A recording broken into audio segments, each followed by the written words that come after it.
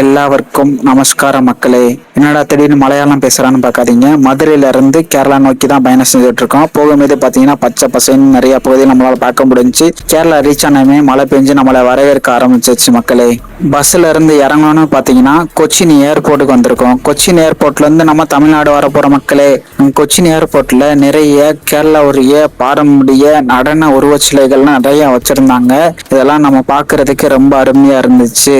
அங்க இருக்கக்கூடிய சிலைகள்லாம் ஒரு போட்டோ எடுத்துட்டு அப்படியே பார்த்துட்டு திருப்பி அங்க கொச்சின் ஏர்போர்ட்ல இருக்கக்கூடிய நிறைய கடைகள்லாம் இருந்துச்சு. அதையும் சுத்தி பார்த்துட்டு கரெக்டா பண்டையாளுக்கு ஃபிளைட் கிளம்பின்னு சொல்லிட்டாங்க மக்களே.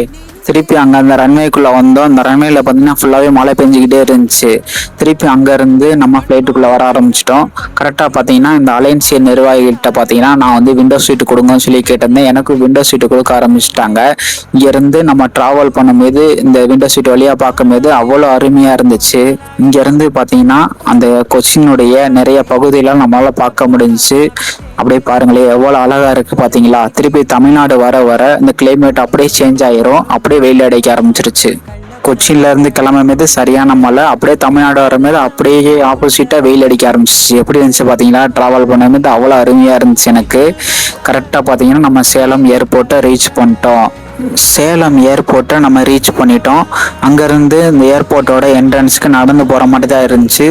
இந்த ரீல்ஸோட ஃபுல் வீடியோ பார்த்தீங்கன்னா என்னோட யூடியூப் சேனலில் இருக்குது, செக் பண்ணி பாருங்கள்.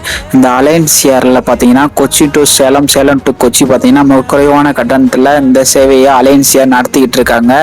அடுத்து பார்த்தீங்கன்னா அங்கேருந்து நம்ம உலகத்தின் மிக உயரமான முருகன் கோவிலுக்கு தான் நம்ம வந்திருக்கோம். ஆமாம் மக்களே, முத்துமலை முருகனை தரிசிச்சுட்டு அங்கேருந்து மதுரைக்கு ரிட்டர்ன் கிளம்பிட்டேன்.